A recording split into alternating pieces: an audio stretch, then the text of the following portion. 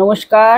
আজকে আমরা পাঠ শুরু করব অষ্টম অধ্যায়। তার আগে আমি আমার পরমেশ্বরকে প্রণাম জানাই।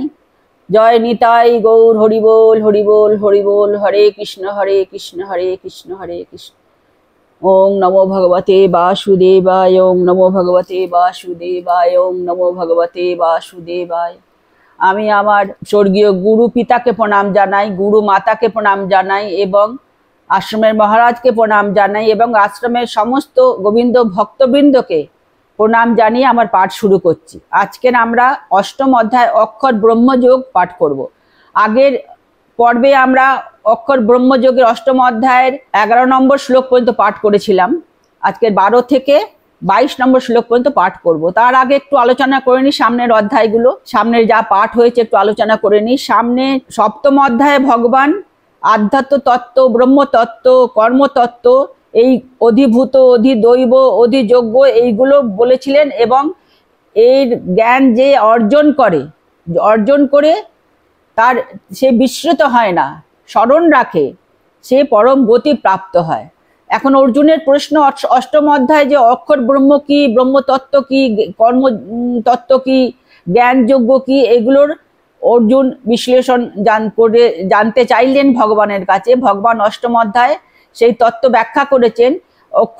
অক্ষর ব্রহ্ম কি সেই ব্যাখ্যাও তিনি অষ্টম অধ্যায় করেছেন এবং বলেছেন যে কি উপায়ে সহজভাবে ভগবানকে পাওয়া যায়। এই অক্ষর ব্রহ্মযোগ নিরাকার রূপে যেমন তিনি রয়েছেন, সাকার রূপেও তিনি রয়েছেন।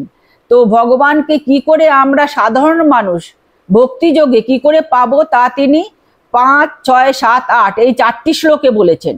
খুব সহজ ভাষায়, খুব সহজভাবে বলেছেন, যা আমাদের পক্ষে সাধারণ মানুষের, গৃহী মানুষের পক্ষে বোঝা খুব সহজ। ভগবান পরম তত্ত্বকে বোঝা অত্যন্ত কঠিন। আমাদের মতো সাধারণ মানুষ জ্ঞানের দ্বারা তাকে বুঝতে পারবে না। জ্ঞানই আমরা অর্জন করতে অক্ষম, তাকে বুঝবো কি করে? তিনি নিজের স্বরূপ সহজভাবে এই অষ্টম অধ্যায়ে ব্যক্ত করেছেন, তা কয়েকটি শ্লোকে ব্যক্ত করেছেন। সেই শ্লোকগুলো আমি আপনাদের পড়ার পাঠ শেষে বলে দেব। সেই শ্লোকগুলো প্রতিদিন পড়বেন এবং সেই শ্লোকগুলোকে স্মরণ করবেন এবং কিভাবে সহজভাবে আমরা ভগবান পরমেশ্বরকে পেতে পারি সেই পথে তিনি নির্দেশ করেছেন সেই কয়েকটি শ্লোকে। সেটা নিয়ে পরে আবার আমরা বলবো। আজকে আমি 12 থেকে 22 নম্বর শ্লোক একটু ছন্দে পাঠ করে যাচ্ছি, তারপরে প্রতিটি শ্লোক পড়ে আমি অর্থ বলবো। 12 থেকে 22 নম্বর শ্লোক, 12 নম্বর শ্লোক পড়া শুরু করছি। সর্বদ্বারাণি সংযম্য মনোহৃদি নিরুদ্ধ চ মূর্ধন্যাধায়াত মনঃ প্রাণম আস্থিতো যোগধারণাম। ওমিত্যেকাক্ষরং ব্রহ্ম ব্যাহরन् মামনুস্মরन् यप्रयाति तजन्देहं शयाति परमां गतिम्। अनन्यचेताः सततं जो मां स्मरति नित्यशः तस्याहं सुलभः पार्थ नित्ययुक्तस्य योगिनः। मामुपेत्य पुनर्जन्म दुःखालयमशाश्वतं नाप्नुवन्ति महात्मानः संसिद्धिं परमां गताः। अब्रह्मभुवनाल्लोकाः पुनरावर्तिनोऽर्जुन मामुपेत्य तु कौन्तेय पुनर्जन्म न विद्यते। सहस्रयुगपर्यन्तम् अहर्यद्ब्रह्मणो विदुः रात्रिं युगसहस्रान्तां ते होरात्रविदो जनाः। अव्यक्ताद्व्यक्तः सर्वाः प्रभवन्तः रागमे रात्रागमे प्रलीयन्ते तत्रैवाव्यक्तसंज्ञके भूतग्रामस एवायं भूत्वा भूत्वा प्रलीयते रात्रागमे वशः पार्थ प्रभवतः रागमे। परस्तस्मात्तु भावोऽन्यो भक्तो भक्तात् सनातनः यस्य सर्वेषु भूतेषु नश्यत्सु न विनश्यति अव्यक्तोऽक्षर इत्युक्तः तमाहु परमां गतिं यं प्राप्य न निवर्तन्ते तद्धाम परमं मम पुरुषस्य परपार्थ भक्त्या लभस्तनन्नया यस्यान्तस्थानि भूतानि येन सर्वमिदं ततम्। এই 22 নম্বর শ্লোক পর্যন্ত আমি ছন্দে পাঠ করে নিলাম। এবার আমি 12 থেকে 22 নম্বর প্রতিটি শ্লোক পড়ে অর্থ বলছি। 12 নম্বর শ্লোক পড়ছি। সর্বদ্বারাণি সংযম্য মনো হৃদি নিরুদ্ধ চ মূর্ধন্যা ধায়াত মনঃ প্রাণম আস্থিত যোগ ধারণম। আমি 12 ও 13 নম্বর শ্লোক একসাথে পড়ে অর্থ বলবো, তাহলে আমার বোঝাতে সুবিধা হবে এবং আপনাদের বুঝতে সুবিধা হবে। ওমিত্যে কাক্ষরং ব্রহ্ম ব্যাহরণ মামুনুস্মরণ ইয়প্রয়াতি ত্যজন দেহং সয়াতি পরমাং গতিম। আমি 12 ও 13 নম্বর শ্লোক পড়লাম। এখানে ভগবান বলছেন সমস্ত ইন্দ্রিয় দ্বার সংযত করে, আমরা পঞ্চম অধ্যায়ে দেখেছি যে আমাদের 9 ইন্দ্রিয় দ্বার আছে, শরীরের 9টা দ্বার আছে, নবদ্বার যুক্ত পুরে ভগবান বলেছে নবদ্বার যুক্ত পুরে আমাদের শরীরের 9টা দ্বার আছে। সেই নবদ্বার যুক্ত পুরে ভগবান পরমেশ্বর আত্মারূপে বিরাজ করছেন। তো সেই এখানে বলা হচ্ছে সেই ইন্দ্রিয় দ্বার যে আমাদের দ্বার আছে সে সমস্ত দ্বার সংযত করে, মনকে হৃদয়ে নিরুদ্ধ করে, প্রাণকে ভ্রুযুগলের মধ্যে ধারণ করে আত্মসমাধি রূপ যোগে অবস্থিত হয়ে ওং ব্রহ্ম অক্ষর একাক্ষর উচ্চারণ করে এবং আমাকে স্মরণ করতে করতে যিনি দেহ ত্যাগ করেন তিনি পরম গতি প্রাপ্ত হন। এটা একটু আলোচনা করে নি, বিশ্লেষণ করিনি। এই দুটো শ্লোকে 12 এবং 13 নম্বর শ্লোকে ভগবান বলছেন আমাদের শরীরে 9টা দ্বার আছে, চক্ষু কর্ণ নাসিকা পায়স্থ উপ এবং পায়স্থ। তো এই 9টা দ্বার আমাদের এখানে বলছেন সমস্ত দ্বারকে সংযত করে, যখন আমি ভগবানের ধ্যান করব তখন আমাদের সমস্ত দ্বারকে সংযত করে পার্থিব জগতের সমস্ত চিন্তা থেকে মুক্ত করে একান্ত ঈশ্বরের চিন্তা করবেন। সেইভাবে চিন্তা করে সংযত করে মনকে হৃদয়ে আবদ্ধ করে, প্রাণকে ভ্রুযুগলের মধ্যে ধারণ করে, মনটাকে হৃদয়ে আবদ্ধ করে এবং চিন্তা শক্তিটাকে ভ্রু দুয়ের মধ্যে আবদ্ধ করে রাখবে, আটকে রাখবে, ধরে রাখবে এবং সমাধি রূপ এইভাবে সমাধিস্থ হবে হয়ে একাক্ষর অক্ষর ব্রহ্ম অক্ষর, ওং শব্দ হচ্ছে একাক্ষর ব্রহ্ম অক্ষর, সেটাকে উচ্চারণ করতে করতে এবং ভগবান বলছেন আমাকে স্মরণ করতে করতে। আমাকে অর্থাৎ এই যে ভগবান গীতা যিনি বলেছেন তিনি তো শ্রীকৃষ্ণ ভগবান পরমেশ্বর, তিনি বলছেন আমাকে অর্থাৎ পরমেশ্বর শ্রীকৃষ্ণকে স্মরণ করতে করতে, ওং উচ্চারণ করতে করতে। এখানে আমাকে স্মরণ করতে করতে ভগবান বলেছেন আমাকে অর্থাৎ শ্রীকৃষ্ণকে, কারণ আমি বলতে এখানে শ্রীকৃষ্ণ, কারণ তিনি এই গীতা শাস্ত্র সৃষ্টি করেছেন। সেই জন্যে ভগবান বলছেন সমাধিরূপ যোগে অবস্থিত হয় ওং উচ্চারণ করতে করতে, আমাকে স্মরণ করতে করতে যিনি দেহত্যাগ করেন তিনি পরম গতি প্রাপ্ত হন। তো এই যে সমাধিরূপ অবস্থার কথা বলেছেন ভগবান, সেটা যোগীদের জন্যে, যারা যোগ অধ্যয়ন করে, রাজযোগ যারা অভ্যাস করে, যারা গুরুর আশ্রমে থেকে গুরুর অধীনে থেকে রাজযোগের অভ্যাস করে তাদের পক্ষে এটা সম্ভব। আমাদের মতো সাধারণ গৃহীর পক্ষে এইভাবে সমাধিস্থ হয়ে ও তাকে স্মরণ করা কঠিন। কিন্তু আমাদেরও এই অধ্যায় অক্ষর ব্রহ্মযোগে ভগবান আমাদেরও বলে দিয়েছেন কিভাবে আমরা তাকে প্রাপ্ত হব, সেটা কয়েকটা শ্লোকে বলেছেন। সেটা আমি এটার সমাপ্ত করে আপনাদের সেই শ্লোকগুলো বলে দেব এবং সেই শ্লোকগুলো আপনারা প্রতিদিন পড়বেন, স্মরণ করবেন, মনন করবেন।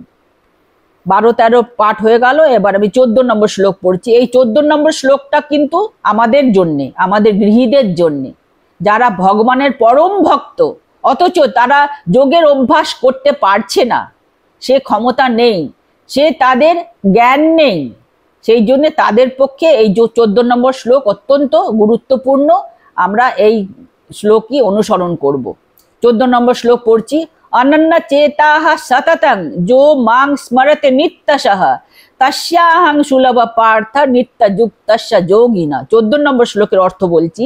ভগবান বলছেন অনন্য চিত্ত ভক্তের জন্য কি বিধান দিলেন ভগবান স্বয়ং, সেটা 14 নম্বর শ্লোকে ভগবান বললেন, যিনি অনন্য চিত্ত হয়, অনন্য অর্থাৎ আমি ছাড়া অন্য কেউ না, ভগবান শ্রীকৃষ্ণ গোবিন্দ ছাড়া অন্য কেউ না, আর অন্য কাউকে চিনি না জানি না, সেই ভাবে, সেই বোধে, সেই জ্ঞানে অনন্য চিত্ত হয়ে চিরদিন নিরন্তর, নিরন্তর অর্থাৎ সব সময় না থেমে প্রতি মুহূর্ত নিরন্তর তাকে স্মরণ করেন, সেই নিত্যযুক্ত যোগীর পক্ষে আমি সহজলভ্য। এই 14 নম্বর শ্লোকটা অত্যন্ত গুরুত্বপূর্ণ, অত্যন্ত ভালো, অত্যন্ত মহৎ শ্লোক হচ্ছে এই 14 নম্বর শ্লোক। এই অধ্যায়ে কয়েকটি শ্লোক আছে, আমি বলে দেবো পরে। সেই শ্লোকগুলো প্রতিদিন পাঠ করবেন, স্মরণ করবেন, মনন করবেন। ভগবান আরেকবার অর্থটা বলে নি। ভগবান বলছেন 14 নম্বর শ্লোকে, যিনি অনন্য চিত্ত হয়, অনন্য চিত্ত অর্থাৎ আমি ভিন্ন অন্য কেউ না, সেই রকম চিন্তা করে, সেই রকম হৃদয়ে অবস্থান করিয়ে ভগবানকে চিরদিন নিরন্তর না থেমে, নিরন্তর কোনো অন্তর না দিয়ে নিরন্তর আমাকে স্মরণ করেন, সেই নিত্যযুক্ত যোগীর পক্ষে আমি সহজলভ্য। এটা 14 নম্বর শ্লোক। 15 নম্বর শ্লোক পড়ছি। মামুপেত্য পুনর্জন্ম দুঃখালয়ম শাশ্বতম নাপনুবন্তি মহাত্মানঃ সংসিদ্ধিং পরমাঙ্গতা। 15 নম্বর শ্লোকে ভগবান বলছেন, আগের যে শ্লোকে বললেন যে এরকম ধরনের যে মদভক্ত, যে আমার ভক্ত, সেই আমার ভক্তগণ আমাকে পেয়ে কিভাবে পাওয়া হবে আমরা 14 নম্বর শ্লোকে শুনলাম। আরো কয়েকটি শ্লোক আছে, সেগুলো আলোচনা করব। সেইভাবে আমাকে পেয়ে আর দুঃখরূপ এই পৃথিবীতে আর তাকে আসা যাওয়া করতে হয় না, সেই হেতু তিনি পরম গতি প্রাপ্ত হন। তো কিভাবে আমি দুঃখ লয় এই পৃথিবী থেকে, দুঃখময় পৃথিবী থেকে, অনিত্য পৃথিবী থেকে, পুনর্জন্ম থেকে কিভাবে মুক্ত হব, সেটা ভগবান 14 নম্বর শ্লোকে বলে দিলেন। এবং তারপরে বলছেন যে তারা পরম গতি প্রাপ্ত হয়, তাদের আর এই দুঃখময় পৃথিবীতে আসা যাওয়া করতে হয় না। 15 নম্বর শ্লোক হয়ে গেল। 16 নম্বর শ্লোক পড়ছি। আব্রহ্ম ভুবনা লোকা পুনরাবর্তি অর্জুন মামুপেত্য তু কৌন্তেয় পুনর্জন্ম ন বিদ্যতে। 16 নম্বর শ্লোকে ভগবান বলছেন যে হে অর্জুন, ব্রহ্মলোক পর্যন্ত সমস্ত লোক থেকে, আমাদের শাস্ত্রে আছে সপ্তলোক, সপ্তলোক আছে ভুব স্ব মহা জন তপ এবং সত্যলোক বা ব্রহ্মলোক, এইভাবে 7 লোক আছে আমাদের। তো সেই এখানে বলা হচ্ছে যে সমস্ত লোক এবং ব্রহ্মলোক থেকেও আবার এই পৃথিবীতে ফিরে আসতে হয়। যখন আমার পুণ্য কর্ম ভোগ হয়ে যাবে, তখন পৃথিবীতে আবার আমাকে জন্ম নিয়ে আবার কর্মচক্রের বন্ধনে আমাকে পড়তে হবে। কিন্তু হে কুন্তিপুত্র অর্জুন, আমাকে পেলে আর পুনর্জন্ম হয় না। অর্থাৎ পুনর্জন্ম থেকে, এই জন্ম মৃত্যু চক্র থেকে মুক্তি পেতে গেলে একমাত্র পরমেশ্বর শ্রীকৃষ্ণ, শ্রী গোবিন্দ, শ্রীহরির ভজনা করতে হবে। তাকে পাওয়ার জন্য সব রকম চেষ্টা করতে হবে, তবেই আমার এই পুনর্জন্ম মুক্ত হবে। তার আগে পুনর্জন্ম থেকে আমি কিছুতেই মুক্ত পাবো না। বারবার আমাকে সুকর্মের ফল আছে, সুকর্মে আমি ভালো সুলোক গিয়ে, দেবলোক গিয়ে আমি পুণ্যকর্ম ভোগ করব, কিন্তু যেই কর্ম ভোগ পূর্ণ হয়ে যাবে আমাকে আবার পৃথিবীতে আসতে হবে, কর্ম করতে হবে, এই চক্র চলতেই থাকবে।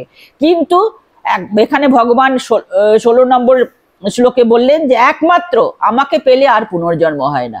এছাড়া বাকি যে কোনো দেবদেবতা পারো, যে কোনো সুকর্ম করো, তোমাকে বারবার সেই কর্মফল ভোগ করে পৃথিবীতে আসতে হবে। 17 নম্বর শ্লোক পড়ছি। সহস্র যুগ পর্যন্তম আহরয়ৎ ব্রহ্মণো বিদুহু রাত্রিং যুগ সহস্রান্তাং তেহ রাত্র বিদো জনা। 17 নম্বর শ্লোকে অর্থ হলো, মনুষ্যের গণনায় আমাদের শাস্ত্রে এরকম যুগের বর্ণনা আছে, তার দিনক্ষণেরও সমস্ত কিছু বিশ্লেষণ আছে, ব্যাখ্যা আছে। এখানে ভগবান এই শ্লোকে বলছেন, মনুষ্যগণের গণনায় চতুর্যুগ সহস্র পর্যন্ত ব্রহ্মার যে একদিন, এবং ওইরূপ চতুর্যুগ সহস্র পর্যন্ত ব্রহ্মার যে একটি রাত্রি, ইহা যাহারা জানেন তাহারাই প্রকৃত অহরাত্র বেত্তা, এবং দিবারাত্রির প্রকৃত তত্ত্ব তারা জানেন। তো এই তত্ত্ব শাস্ত্রে আছে, বর্ণিত আছে, বিশ্লেষণ আছে, তার নানা ব্যাখ্যা আছে। তো সেইগুলো এখানে এই একটি শ্লোকে বলা হলো যে ব্রহ্মার রাত্রি দিন যখন আসা যাওয়া করে, তাইতেই রাত্রিতে প্রলয় হয়, দিনে আবার সৃষ্টি হয়, এটা শাস্ত্রে আছে। এইটা তিনি একটা শ্লোকে বললেন। এর অধিক আমাদের জানার খুব দরকার নেই, প্রয়োজন নেই, কারণ আমরা এই সব শুনে বুঝতে পারবো না।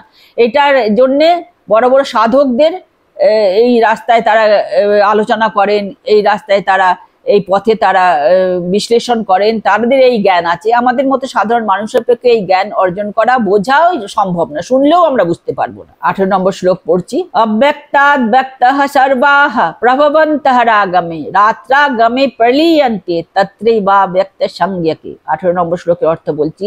ব্রহ্মার দিবসে যখন ব্রহ্মার একদিন হয়, ব্রহ্মার একদিন অর্থাৎ 432 কোটি বছর ব্রহ্মার একদিন। আমাদের এই কথাটা আমাদের মাথাতে চিন্তা করলেও আমরা তার কোনো কিছু অনুমানই করতে পারবো না, সে ক্ষমতা আমাদের মতো মানুষদের নেই। তো ব্রহ্মার একদিনে আগমনে প্রকৃতি থেকে সকল জীব প্রাণী স্বরূপ ধারণ করে। ব্রহ্মার যখন দিন হয় তখন স্বরূপ ধারণ করে, এবং ব্রহ্মার যখন রাত্রি হয় তখন তারা আবার বিলীন হয়ে যায় ব্রহ্মে। সেই কথা 18 নম্বর শ্লোকে বলা হচ্ছে। ব্রহ্মার দিবসের আগমনে প্রকৃতির থেকে সকল পদার্থ সৃষ্টি হয়, আবার রাত্রি সমাগমে সেই অব্যক্ত কারণেই সকলে লয় প্রাপ্ত হয়। দিনে সৃষ্টি হয় এবং ব্রহ্মার একদিনে যে দিন হয় তাতে সৃষ্টি হবে, রাত্রিতে সব লয় প্রাপ্ত হয়। তো ব্রহ্মার একদিন কিন্তু কোটি কোটি বছর, তার আমরা শুনেও আমাদের ধারণায় আমরা সেটাকে ধরতে পারবো না। সেই জন্যে এখানে এই একটা শ্লোকেই বলা হয়েছে, এর বেশি বিশ্লেষণ করা আমার পক্ষে সম্ভব নয়, আমি শুধু এই শ্লোকটির অর্থ বলে দিলাম। সেই জন্য 19 নম্বর শ্লোক এবার পড়ছি। ভূত গ্রামশা এবায়ং ভূতবা ভূতবা প্রলীয়তে রাত্রাগমে বশ পার্থ প্রভবত্ত হরাগমে। 19 নম্বর শ্লোকের অর্থ বলছি। হে পার্থ, সেই সকল ভূতগণ যাদের ভগবান সৃষ্টি করেন আবার প্রলয়ে সেগুলোকে বিলীন করে নেন, সেই সব ভূতগণ পুনঃ পুনঃ জন্মগ্রহণ করিয়া ব্রহ্মার রাত্রি আগমনে লয় প্রাপ্ত হয়, এবং দিনের আগমনে সকল প্রাণী নিজ নিজ কর্মে নিজ নিজ প্রকৃতিতে বশীভূত হয়, তারা আবার সৃষ্টি হয়। এইভাবে চলতে থাকে ক্রমাগত, এই সৃষ্টি লয় চলতে থাকে। সৃষ্টি লয় হতেও কোটি কোটি বছর লাগে, সেগুলো আমাদের ধ্যান ধারণার বাইরে, সেগুলো সেই জন্যে ওগুলো আমরা বলেও বোঝাতে পারবো না, আর শুনেও বুঝতে পারবো না। এগুলো অনেক উচ্চ স্তরের এগুলো জ্ঞান, সাধকদের এগুলো কথা। সেই জন্য একটা শ্লোকে এর অর্থ বলা হয়ে গেল। 20 নম্বর শ্লোক পড়ছি। পরস্তস্মাত্তু ভাবন্য ভক্তো ভক্তাৎ সনাতনঃ ইয়স সর্বেষু ভূতেষু নশ্যৎসু ন বিনশ্যতি। 20 নম্বর শ্লোকে ভগবান বলছেন, কিন্তু সেই অব্যক্তের অতীত মানে প্রকৃতির অতীত, অব্যক্তের অতীত যে নিত্য অব্যক্ত পদার্থ আছেন, তিনি সকল ভূতের বিনাশ হলো বিনষ্ট না। মানে অব্যক্ত যিনি, তারও অব্যক্ত, তারও ঊর্ধ্বে অব্যক্ত প্রকৃতিকে বলা হচ্ছে, এবং তারও ঊর্ধ্বে অব্যক্ত। তো সেই প্রকৃতি যখন প্রকৃতির থেকে ঊর্ধ্ব যিনি আছেন, সমস্ত প্রকৃতি ধ্বংস হয়ে গেলেও তার ধ্বংস নেই, তিনি নাশ হন না, তিনি অবিনশ্বর অক্ষয়।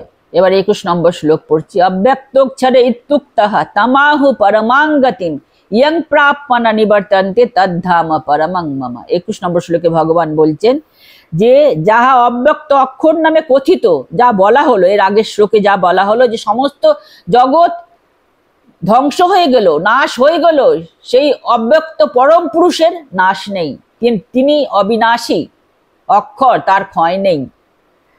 সেই তার কথাই বলা হচ্ছে, যাহা অব্যক্ত অক্ষর নামে কথিত তাহাকে শ্রেষ্ঠ গতি বলে, যাহা পাইলে আর পুনরায় ফিরে আসতে হয় না, তাহাই আমার পরম স্থান, আমার পরম স্বরূপ, আমার পরম পদ। এইখানে ভগবান একটা কথায় এত সব কথার সার কথা বলে দিলেন।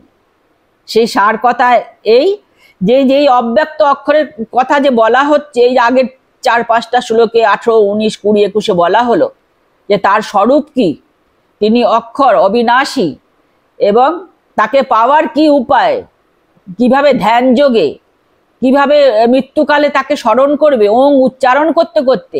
তো সেই যে অক্ষর পরম ব্রহ্ম, তাকে পেলে আর পরিবর্তন হয় না, পৃথিবীতে আর ফিরে আসতে না।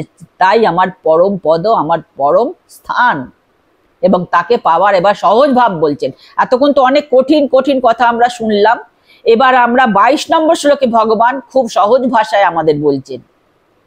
কি বলছেন 22 নম্বর শ্লোকে? পুরুষাশাপরা পার্থ ভক্ত্যা লভ্যস্ত নন্নয়া যশান্ত স্থানে ভূতানি যেন সর্বমিদং ততম। 22 নম্বর শ্লোকে ভগবান বলছেন, হে পার্থ, হে অর্জুন, সকল ভূত যাহাতে অবস্থিত করে, সকল ভূত যাহাতে অবস্থান করে, যাহার দ্বারাই সমস্ত জগৎ ব্যাপ্ত, সেই পরম পুরুষকে একমাত্র অনন্য ভক্তি দ্বারা লাভ করা যায়, আর অন্য কিছুতে নয়। 22 নম্বর শ্লোকটা আর একবার বলছি, খুব ভালো শ্লোক। এরকম এই অধ্যায়েতে 6খানা শ্লোক আছে, অত্যন্ত ভালো, অত্যন্ত সহজ, অত্যন্ত সহজ বোধগম্য। সেই জন্য সবসময় সেই শ্লোকগুলো পড়বেন, স্মরণ মনন করবেন এবং সেই পথে নিজেকে চালাবার চেষ্টা করবেন। কেন? অত্যন্ত সহজভাবে ভগবান বলেছেন, আমরা সে পথে চলতে পারি, অসম্ভব নয় তা। সেইভাবে চললে আমরা ভগবান পরমেশ্বর শ্রীকৃষ্ণকে, গোবিন্দর চরণে আমরা স্থান পেয়ে যাব। তো এখানে 22 নম্বর শ্লোকের অর্থটা আর একবার বলে নি। হে পার্থ, হে অর্জুন, সকল ভূত যাতে অবস্থান করছে, যার দ্বারাই সমস্ত পরিব্যাপ্ত, যিনি সমস্ত জগৎ জুড়ে বিরাজ করছেন, সেই পরম পুরুষকে একমাত্র অনন্য ভক্তি দ্বারা লাভ করা যায়, আর অন্য কিছুতে নয়।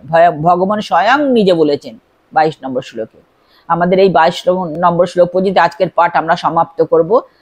এবার আমি একটুখানি বলে নিই যে আমি এই 8 অধ্যায়ের 5, 6, 7, 8, 14 এবং 22, 5, 6, 7, 8, 14 এবং 22, এই 6খানা শ্লোক অত্যন্ত গুরুত্বপূর্ণ, অত্যন্ত সহজবোধ্য এবং অত্যন্ত সহজভাবে আমরা এটা স্মরণ মনন করতে পারি, এই পথে নিজেকে চালনা করতে পারি। এটা আমাদের পক্ষে সম্ভব এবং এইটার জন্য অভ্যাস করতে হবে প্রতিদিন, এবং প্রতিদিন এই শ্লোকগুলোকে স্মরণ মনন করতে হবে, অভ্যাস করতে হবে, এবং তাহলে আমরা নিশ্চয় ভগবান পরমেশ্বর শ্রী গোবিন্দকে পাবো, শ্রীকৃষ্ণকে পাবো, শ্রীহরিকে পাবো। এতে কোনো দ্বিধা নেই। ভগবান বলছে এতে কোনো সন্দেহ নেই, ভগবান স্বয়ং বলছেন এতে কোনো সন্দেহ নেই যে তুমি আমাকেই পাবে। সেই জন্য আমাদের এই পথে যাওয়ার জন্য আমরা এই 6খানা শ্লোক যে বলে দিলাম, 5, 6, 7, 8, 14 এবং 22, এই শ্লোকগুলো আমরা বারবার পড়বো, আপনারা বারবার পড়বেন। আজকে আমি এখানে সমাপ্ত করছি। নমস্কার। ওম জয় নিতাই গৌর হরি বল, হরি বল। হরে কৃষ্ণ কৃষ্ণ কৃষ্ণ হরে হরে, হরে রাম রাম রাম হরি ওম হরি ওম। জয় রাধে রাধে, জয় রাধে রাধে, জয় রাধে। হরে কৃষ্ণ হরে কৃষ্ণ।